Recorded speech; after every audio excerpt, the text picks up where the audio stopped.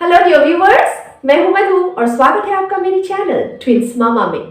By profession में एक physiotherapist हूं और एंटीनेटल पोस्टनेटल इन पीरियड्स के बारे में मेरा एक एक्सपर्टीज है और मैं एक ट्विन मॉम भी हूं। सो इन दोनों बातों की कॉम्बिनेशन से मैं आपको कुछ ट्विन प्रेगनेंसी के बारे में आज बताने वाली हूं।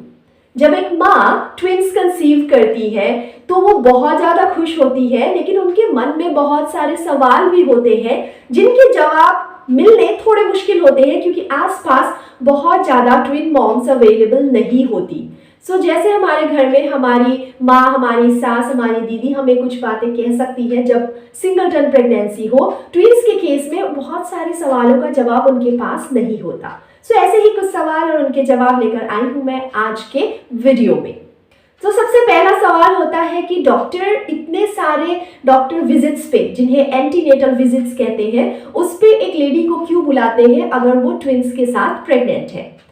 पहली बात है कि ट्विन प्रेगनेंसी के दौरान, क्योंकि 2 बच्चे होते हैं आपके बच्चेदानी में, तो उनका ग्रोथ कैसे हो रहा है, उनका डेवलपमेंट कैसे हो रहा है, क्या उनको कोई कॉम्प्लिकेशन है, दोनों को अच्छी तरीके से ब्लड सप्लाई मिल रहा है या नहीं, इस तरीके की बहुत सारी बातों की जांच करनी होती है आपके डॉक्टर को। इसीलिए हो सकता है कि वो सिंगलटन प्रेगनेंसी के कंपैरिजन में एक ट्विन प्रेग्नेंट मदर को ज़्यादा फ्रीक्वेंटली डॉक्टर विजिट्स पे बुलाए। अगर आपके आसपास में कोई ऐसा है जो आपसे कह रहा है कि बार बार डॉक्टर के पास जाने की क्या ज़रूरत है, बेकार का खर्चा हो रहा है, तो मैं आपको कहूँगी कि अगर आप ट्विंस के साथ प्रेग्नेंट हैं, एक भी डॉक्टर विजिट आप मिस मत कीजिए। हर डॉक्टर विजिट का अपना इंपॉर्टेंस होता है और इस बारे में मैंने एक डिटेल वीडियो बनाया है अपनी एक्सपीरियंसेस प्लस क्लिनिकल नॉलेज के बेसिस पे। उस वीडियो को देखिए और समझिए कि क्यों जरूरी है बार बार डॉक्टर के पास जाना इन ट्विन प्रेगनेंसी। चिंता का विषय नहीं है, लेकिन हमारे बच्चों की भलाई के लिए जरूरी होता है कि बार बार हम जाएं। दूसरी बात होती है कि अब जब एक बच्चे के साथ माँ प्रेग्नेंट होती है तो कहा जाता है कि आपको दुगुना खाना चाहिए। तो क्या मैं 2 बच्चों के साथ प्रेग्नेंट हूँ तो मुझे 3 गुना खाना है? ये एक ऐसा सवाल होता है जो माँ को सताता है। तो मैं आपको कह दूं कि ऐसा कुछ नहीं है। आपके बच्चे को सही न्यूट्रिशन मिले, इसके लिए जो न्यूट्रिशनल या फिर आपका वेट गेन कितना होना चाहिए, इस बारे में जो गाइडलाइंस है वो ऐसा नहीं कहती। वो क्या कहती है कि आपको बहुत ज़्यादा एक्स्ट्रा खाने की ज़रूरत नहीं है, बस 300 कैलोरीज पर बेबी एक्स्ट्रा खाना चाहिए। कैसे आप इन बातों का ख्याल रख सकती है? आपको अपनी प्रेगनेंसी में कितना वेट गेन करना चाहिए, मतलब बहुत ज़्यादा वेट गेन करने पे क्या होता है, बहुत सारी कॉम्प्लिकेशंस आ जाती है। जैसे आपको जेस्टेशनल डायबिटीज हो सकता है, जेस्टेशनल हाइपरटेंशन हो सकता है, प्री इक्लैम्शिया हो सकता है। इस तरीके की असुविधाएं आपको ना हो, इसके लिए खाने का ध्यान बहुत अच्छे से रखें, वेट गेन का ध्यान अच्छे से रखें और इस बारे में भी डिटेल वीडियोस मेरे चैनल में है, आप उनको देखें और फॉलो करें। तीसरी बात है, सिर्फ खाना ही नहीं, पानी भी पर्याप्त मात्रा में पीना बहुत जरूरी है। आमतौर पर कहा जाता है कि 8 से 9 ग्लासेस पानी एक एडल्ट को पीना चाहिए।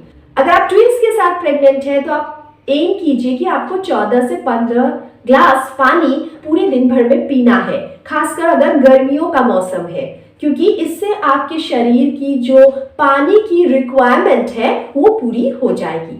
और अगर पानी आपने ढंग से नहीं पिया तो फिर इसके आगे भी आपको बहुत सारे कॉम्प्लिकेशंस होते हैं। मतलब हो सकता है आपका सिर दर्द करने लगे, आपको रात को क्रैम्प्स आए। ऐसी असुविधाएं ना हो प्रेगनेंसी में, इसके लिए पर्याप्त मात्रा में पानी पीना बहुत जरूरी है, खुद को हाइड्रेट करना बहुत जरूरी है। आप फ्रेश फ्रूट जूसेस पी सकती है, नारियल पानी पी सकती है। इस तरीके के गाइडलाइंस भी मेरे चैनल में आपको मिल जाएंगे। नेक्स्ट सवाल आता है कि अब मैं ट्विंस के साथ प्रेग्नेंट हूं तो क्या मुझे रेस्ट में रहना चाहिए? अब देखिए, ये डिपेंड करता है कि आपने कंसीव कैसे किया और आपकी हेल्थ स्टेटस कैसी है।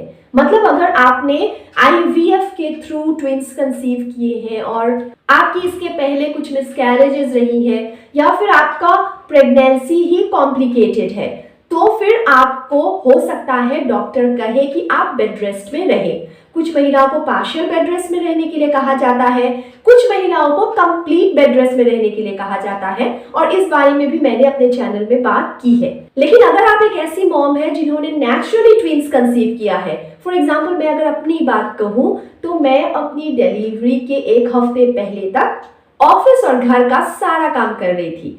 सारा इन द सेंस ये नहीं कह रही कि हैवी वेट वगैरह उठा रही थी, लेकिन जैसे खाना पीना बनाना या लाइट डस्टिंग वगैरह या फिर ऑफिस आना जाना, travelling of around 8 to 9 kilometres one way, ये सब कुछ मैं आराम से कर रही थी। जरूरी नहीं है कि आप ट्विंस के साथ प्रेग्नेंट हो तो आपको कंप्लीट बेड रेस्ट में रहना है, आप एक्टिव भी रह सकती हैं। डिपेंड करेगा कि आपकी प्रेगनेंसी हुई कैसे है और आपका हेल्थ स्टेटस प्रेगनेंसी के दौरान कैसा है। अगर बच्चों को या आपको कोई कॉम्प्लिकेशन नहीं है तो आप एक्टिव रह सकती है। इस बारे में सबसे सही सलाह आपके ओबीजी एक्सपर्ट ही दे सकते हैं। अपने ओबीजी डॉक्टर से बात कीजिए, उनको आपकी हिस्ट्री पता है, प्रेजेंट हेल्थ स्टेटस पता है, बच्चों का हेल्थ स्टेटस पता है, तो वो जो कहते हैं उसी को सुनिए, किसी और की बातों पे ध्यान ज्यादा मत दीजिए। अब लास्ट टेंशन आ जाती है कि अब ट्विंस की डिलीवरी कब होगी या कैसे होगी। अगर हम बात करते हैं कब होगी, तो ये डॉक्टर्स का मानना है कि अगर आपके DCDA ट्विंस है तो आपकी डिलीवरी 37 to 38 वीक्स में हो जानी चाहिए, सेफेस्ट टाइम है।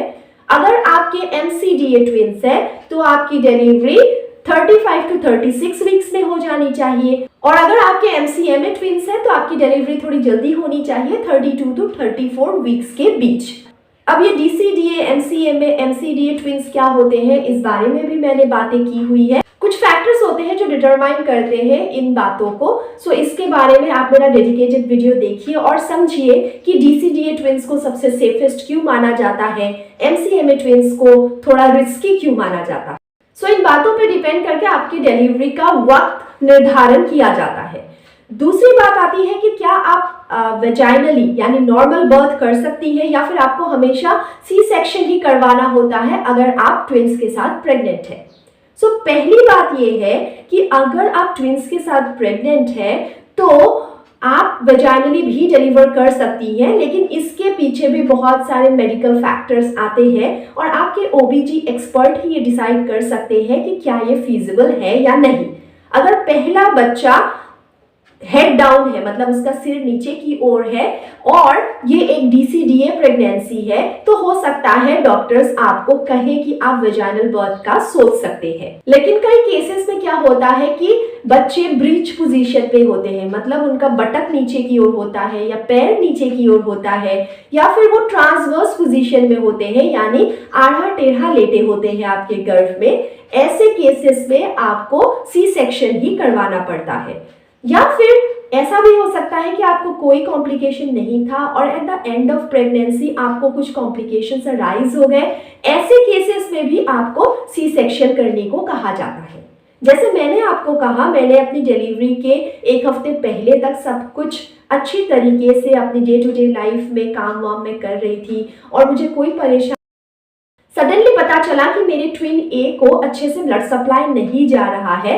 पहले से ही उसका ग्रोथ थोड़ा सा कम था, लेकिन बहुत ज़्यादा ब्लड फ्लो की जो ऑब्स्ट्रक्शन या रेस्ट्रिक्शन नहीं थी।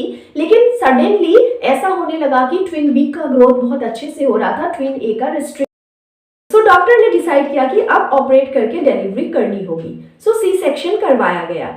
इस तरीके से कुछ सिचुएशंस अराइज होती है जिसके अकॉर्डिंग आपके डॉक्टर डिसाइड करते हैं।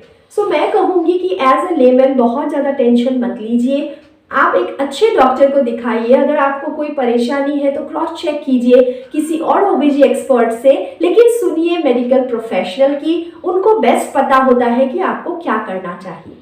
बस डिलीवरी ऐसे हॉस्पिटल में करवाइए जहाँ एक अच्छा पीडियाट्रिक यूनिट हो, मतलब नियोनेटल एक्सपर्ट्स हो जो कि आपके बच्चे के डिलीवरी के आगे आपके बच्चे का ख्याल रख सके। अक्सर ऐसा होता है कि ट्विंस के डिलीवरी के बाद उनको NICU की जरूरत। ऐसा भी हो सकता है कोई सीरियस बात ना हो, कभी कभार सीरियस बातें होती भी है, लेकिन बच्चे को NICU में ऑब्जर्वेशन के लिए शायद रखा जाए। मेरे ट्विन ए को रखा था, ट्विन बी को नहीं रखा था। इस तरीके की चीजों के लिए आपको पहले से ही प्रिपेयर होना चाहिए। ये रही बातें अबाउट ट्विन प्रेगनेंसी में जो कॉमन सवाल आते हैं एक माँ के जहन में, उसके बारे में। उम्मीद करती हूँ वीडियो आपके लिए यूजफुल रहा होगा। अगर आप एक ऐसी माँ है जो ट्विन्स कैरी कर रही है, आपको कोई भी परेशानी है, कोई भी क्वेश्चन है आपके मन में, तो कमेंट करके मुझसे पूछ सकती है। जहां तक पॉसिबल होगा मैं आपको आंसर जरूर करूंगी। Thank you so much for watching my channel. Video अच्छा लगा हो, इन्फॉर्मेटिव लगा हो तो आगे भी शेयर जरूर करें, शायद किसी के काम आ जाए। और काइंडली सब्सक्राइब कर ले मेरे चैनल को, नोटिफिकेशन बेल को भी हिट कर दे ताकि आगे आने वाले वीडियोस की जानकारी आप तक पहुंच जाए। Thank you so much. See you again.